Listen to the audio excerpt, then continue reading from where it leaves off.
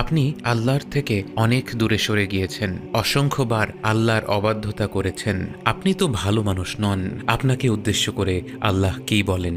কুল ইয়া ইবাদিয়াল্লাযী আসরাফু আলা আনফুসিহিম, বলো হে আমার বান্দারা, তোমরা যারা নিজেদের প্রতি অবিচার করেছ, লা তাকনাতু মির রাহমাতিল্লাহ, আল্লাহর রহমতের ব্যাপারে নিরাশ হয়ো না। ইন্নাল্লাহা ইয়াগফিরুয যুনুবা জামিআ, নিশ্চিতভাবেই আল্লাহ সমস্ত গুনাহ মাফ করে দেন।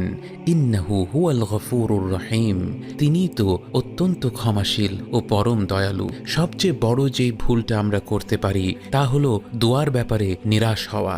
আমি যখন মনে করি আল্লাহ আমার দোয়া কবুল করবেন না, তখন আমি আমার গুনাহকে আল্লাহর রহমত এবং ক্ষমার চাইতে বড় করে দেখছি।